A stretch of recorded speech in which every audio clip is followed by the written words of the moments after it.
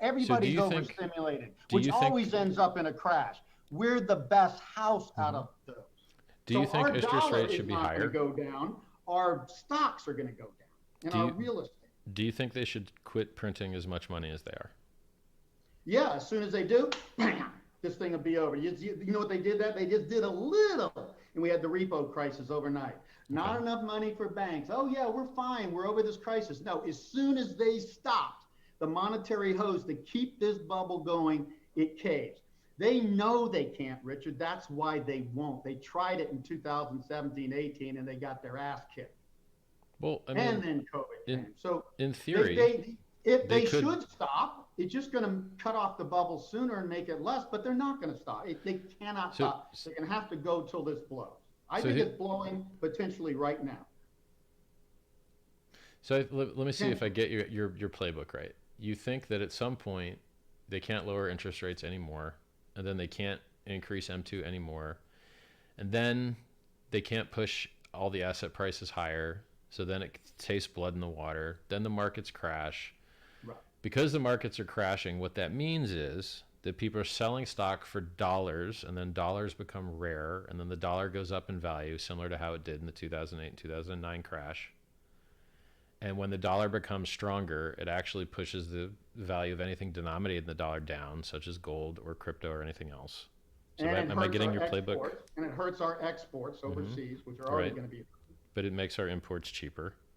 Yeah. So that's the playbook. That's like kind of what you think is going to happen, basically. Yeah, yeah, Okay. part of it. It's And just that. so the way that you think is a good way to profit on that situation is by buying 30-year T-bills, Treasury bonds. treasury bonds. T-bills are Okay. 30-month, 30 Sorry. day to 90-day. All They're right. short, 6 month. Mm-hmm. They're like cash. They're not going to vary hardly at all. All right. 30-year Treasury bonds are the safest and the longest term bonds you can buy.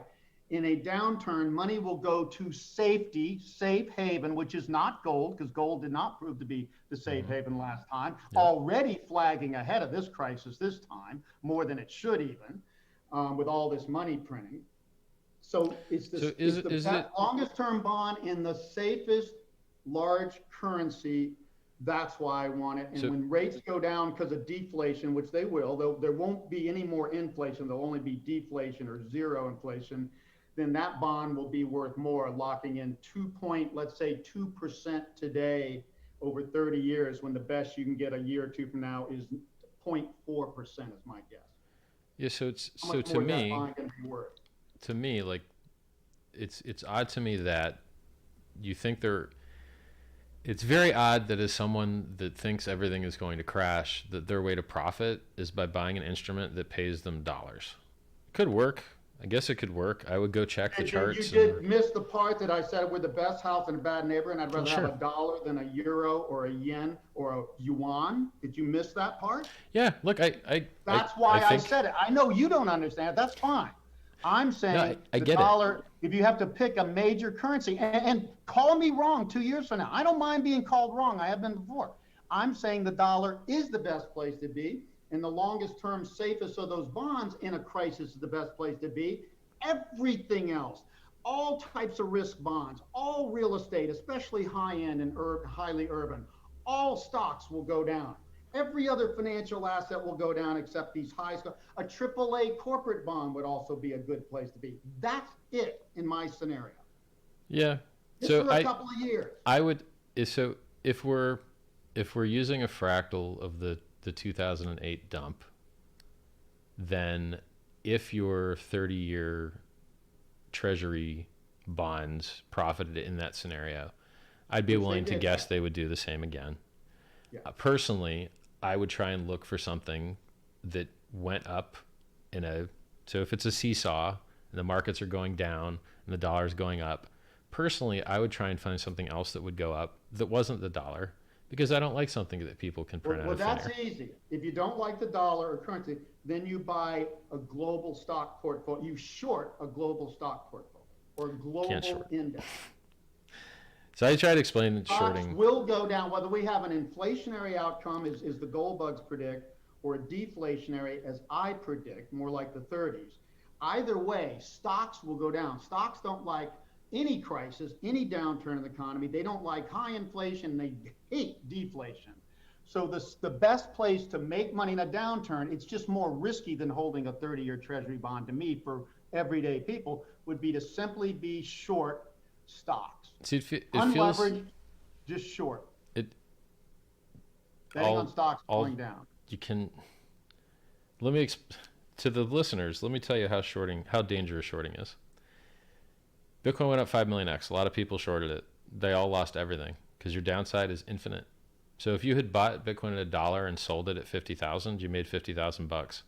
But if you had shorted Bitcoin at 50,000, it wrote it down to $1, which it never went to, you'd only have made. Richard, that's crazy. Just stop that logic. That means if you held it forever. I'm not saying hold any of this forever. I wouldn't even hold it a couple months if something changes in the wrong way. You're looking at short for a period of time. Stocks have gone up so much. The more any asset goes up, the less it can go up just because it's bigger. Anything bigger grows slower than in the early stages. So that the parabolas disprove that. You could go to zero. That would take forever in stocks today, and I wouldn't be in stocks. The longest I'd be short might be a year or two. I'm saying that if you look at the price chart, the history of all shorts is that they lose all of their money in almost every price chart because they print the money for free. As long as these price charts we're looking at are denominated in dollars and they're printing the dollars for free. So even what if do you give me, Richard, sure, your recommendation. Let's say I'm right, we're going to have some sort of big downturn. Yes. Just that one assumption, it could be inflation. What is the one thing you would have people buy to make money in a downturn? Stablecoins. You buy stablecoins. So right now, well, yeah, because they're tied to the dollar. But so wait, you hate the dollar. Yeah, but they have. Richard, what are you talking about here? You hate the dollar. You don't want anything in dollars or paying in dollars. Yes, but it has advantages that the dollar doesn't have. So when you take $1 to your bank account, you have probably some taxable income problems, don't you? There, yeah. So depending on what jurisdiction you live in, it could be the case that if you sold an asset for dollars, maybe you live in a jurisdiction where that's not a taxable event. And then maybe you can just stick that in decentralized finance, which is currently paying, depending on where you're trading, 40% APR because people are borrowing it for leverage to get long. So in DeFi and Ethereum, you can take a stable coin and lend it out with just smart contract risk, no other counterparty risk. There's no AML, no KYC, no sign up risk, no a global overlord that can be like, that's not your money, we're taking your money, none of that bullshit. That's all solved. So you just do have smart contract risk. You got to make sure, you got to hope the code works right. And you can get in between 6 and 40% per year sitting on your fucking cash with, depending on where you live, maybe no taxes. Sitting in cash. How long have stable coins been around? 4 years maybe. They actually trade more volume than Bitcoin does. When Bitcoin crashed in 2018? Yeah, they were there. Yeah. How did my first test, and because you could be right about this one sounds more reasonable to me, how did they do in that crash? Did hold their value go up or go down? They're basically always about $1. They usually hold their pegs very well. Okay, so that's a way of not growing your money. You're not going to make money on that. Well, look, 6 to 40% a year is good APR. The dollar is going to preserve your money, which I'll give you is at least a possibility. Yeah. Okay. No, the reason that makes sense, but you're not going to make. How are you going to make money? Well, you make 6 to 40% per year APR, just because what happens is you're putting your stable coins into the lending platform, and then people are borrowing those to sell them for crypto to get long crypto. And then they get wrecked and liquidated, and then they have to give them back. And then you get your coins back with interest. And so traders being ruined is what allows people that lend out stable coins to be profitable. So, if you tried to lend out Bitcoin or Ethereum, you get no interest. You get 0.15% instead of 6% because, it's harder to get a hold of these stable coins. And right now, more people want to get long because it's a parabola and people love to buy tops. They absolutely love it. They hate buying bottoms. They love buying tops.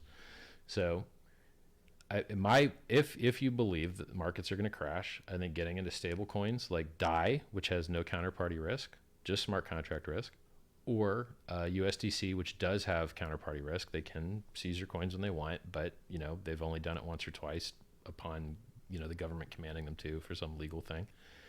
and they've got more trading volume than Bitcoin has. Tether does more trading volume a day than Bitcoin or any other cryptocurrency. That's how popular they are. So stablecoins are actually the most popular cryptocurrencies, even though they're Real quickly, not real. you say, okay, so you get interest, because that's like a bond, only